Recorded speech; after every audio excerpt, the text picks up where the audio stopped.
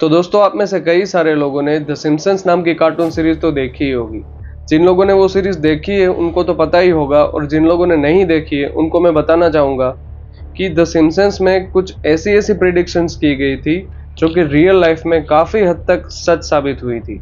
और दोस्तों आज हम एक ऐसे ही सिम्पसन्स के एपिसोड के बारे में बात करने जा रहे हैं जिसमें जो चीज़ दिखाई गई थी वो चीज़ रियल लाइफ में सच साबित हुई है।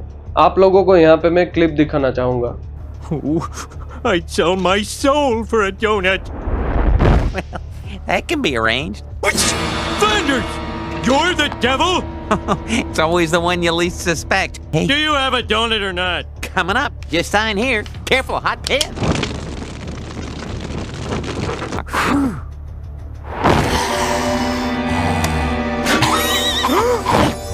Now remember, the instant you finish it, I own your soul. तो दोस्तों जैसा कि आप लोगों ने इस क्लिप में देखा कि इस कार्टून के कैरेक्टर होमर सिम्पसन को डोनट खाने की बहुत ही ज़्यादा इच्छा हुई और उसने एक बात बोली कि मैं डोनट के लिए अपनी सोल को यानी कि अपनी रूह को डेविल को बेच दूंगा अगर मुझे अभी के अभी डोनट खाने को मिल जाए। फिर उसके तुरंत बाद ही उसकी इच्छा पूरी हो गई और साथ में डेविल ने यह भी बोला कि जैसे ही ये डोनट तुम ख़त्म करोगे तो तुम्हारी सोल मेरी हो जाएगी। मतलब कि होमर सिम्पसन ने अपनी सोल को बेच दिया, बदले में उसकी इच्छा पूरी हो गई। तो दोस्तों अब आते हैं रियल लाइफ में। रियल लाइफ में भी कई सारे सेलिब्रिटीज़ के साथ ऐसा हो चुका है कि उन लोगों ने फेम, नेम, पैसे या फिर सक्सेस के लिए अपनी सोल को डेविल को सेल कर दिया और बदले में उन्हें उनकी मनचाही चीज़ मिल गई। जी हाँ दोस्तों, कई सारे सेलिब्रिटीज़ के बारे में ऐसी थियरी सामने आ चुकी है और आज हम उन्हीं में से कुछ सेलिब्रिटीज़ के बारे में बात करेंगे। तो दोस्तों इस कहानी में आगे बढ़ने से पहले मेरे इस वीडियो को एक लाइक कर दीजिए, शेयर कर दीजिए और मेरे इस चैनल को सब्सक्राइब कर दीजिए। So friends, let's dig deep into this story.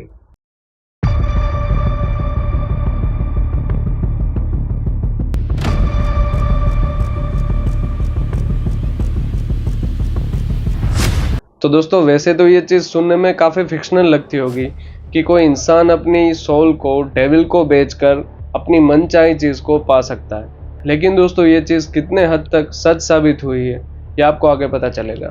तो दोस्तों सबसे पहले हम बात करते हैं अमेरिकन म्यूजिशियन और सॉन्ग राइटर रॉबर्ट जॉनसन के बारे में। तो दोस्तों रॉबर्ट को म्यूज़िक से काफ़ी ज़्यादा प्यार था और वो काफ़ी टाइम से गिटार को सीखने की कोशिश कर रहा था, लेकिन वो कभी भी प्रॉपरली गिटार बजाना सीख नहीं पाया। लेकिन रॉबर्ट का म्यूज़िक सीखने का शौक़ काफ़ी ज़्यादा था, तो वो कई बार ऐसे क्लब्स में जाता था जहाँ पे ऐसी परफॉर्मेंसेस होती थी जिसमें लोग गिटार प्ले करते थे, और जैसे ही उन लोगों की परफॉर्मेंस ख़त्म होती थी तो उसके बाद वो आर्टिस्ट से रिक्वेस्ट करता था कि प्लीज़ मुझे अपना गिटार बजाने दीजिए, तो फिर आर्टिस्ट मान भी जाते थे। तो जैसे ही रॉबर्ट वो गिटार बजाना शुरू करता तो सामने जितने भी लोग होते थे वो सीधा उसको मुंह पे मना कर देते थे कि भाई रहने दे, तेरे से नहीं होगा। तो अब ऑब्वियस ही बात है कि वो सारे जो रिएक्शन उसे मिल रहे थे वो उसे बिल्कुल भी पसंद नहीं आ रहे थे। तो रॉबर्ट गिटार बजाने में काफ़ी ज़्यादा ख़राब था और जितने भी लोग उसे जानते थे वो लोग बस एक ही बात कहा करते थे कि इस जन्म में तो रॉबर्ट गिटार बजाना कभी नहीं सीख सकता। अब ऐसे ही सारी कमेंट सुनने के बाद रॉबर्ट अचानक से कहीं पे गायब हो चुका था। लोगों में अब ये बातें होना शुरू हो गई कि रॉबर्ट शायद से दूसरी शादी करने के लिए गया है या फिर अपने फादर को ढूंढने के लिए गया है। ऐसी कई सारी स्टोरी सामने आई, लेकिन दोस्तों रॉबर्ट गायब हो चुका था। और ठीक इसके 1 या 1.5 साल के बाद रॉबर्ट जब वापस आया और लोगों ने जब इस बार रॉबर्ट को गिटार बजाते हुए सुना तो लोगों को ये बिलीव ही नहीं हो रहा था कि गिटार ऐसे भी प्ले हो सकता है। जब रॉबर्ट के मेंटोर्स ने रॉबर्ट को म्यूज़िक बजाते हुए सुना तो उन लोगों को भी यकीन नहीं आ रहा था कि आखिर रॉबर्ट इतना अच्छा म्यूज़िक कैसे बजा लेता है। ऐसा म्यूज़िक तो हम लोग भी नहीं बजा पाते।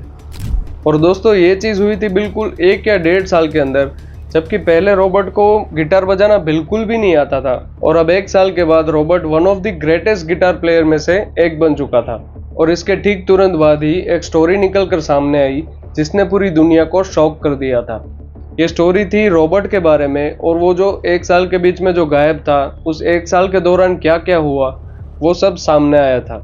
और इसी 1 साल के दौरान एक दिन रॉबर्ट अमेरिका के क्रॉस रोड्स में चला गया और वहाँ उसकी मुलाकात डेविल से हुई।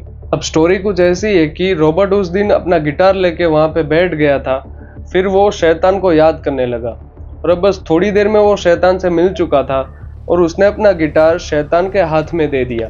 अब उस शैतान ने थोड़ी देर वो गिटार बजाया और फिर थोड़ी देर के बाद वो गिटार वापस रॉबर्ट के हाथों में दे दिया और उसी वक्त रॉबर्ट ने अपनी सोल को यानी कि अपनी रूह को उस शैतान को सेल कर दिया, यानी कि उसके साथ ट्रेड कर लिया और उसके बदले में उसको फेम, नेम और सक्सेस मिलनी थी।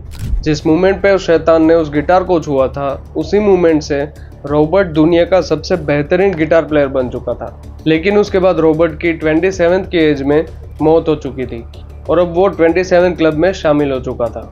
अब आप लोगों को लग रहा होगा कि ये 27 क्लब क्या है, तो मैं आप लोगों को बता दूं कि 27 क्लब उस ग्रुप को कहा जाता है जिसमें कई सारे ऐसे आर्टिस्ट शामिल हैं जो कि 27 की एज में मर चुके थे। और इस ग्रुप में ऐसे कई सारे पॉपुलर आर्टिस्ट शामिल हैं जिनका नाम सुनकर आपको यकीन भी नहीं होगा कि ये लोग 27 क्लब में शामिल थे। और इस 27 क्लब के बारे में एक ऐसी स्टोरी भी बहुत ही ज़्यादा मशहूर है कि इस ग्रुप में जितने भी आर्टिस्ट शामिल थे जो कि 27 की एज में आके मर चुके थे, उन सारे आर्टिस्ट ने अपनी सोल को डेविल को सेल कर दिया था। रॉबर्ट जॉनसन को गिटार बजाना बिल्कुल भी नहीं आता था, तो उसने अपनी सोल को डेविल को सेल किया और बदले में उसको सब कुछ मिल गया जो भी वो अपनी लाइफ में चाहता था। तो दोस्तों ये बात तो थी आज से तकरीबन 100 साल पहले की, लेकिन क्या आज के ज़माने में भी कोई ऐसा इंसान मौजूद है जो कि इन सब सैटेनिक रिचुअल्स को अपना के कुछ अपनी लाइफ में अचीव कर रहा है?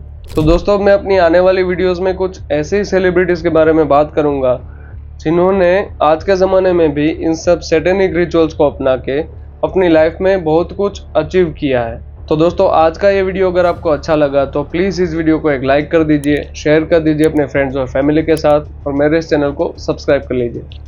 So friends, till the next video, be safe, be alert and always protect your family.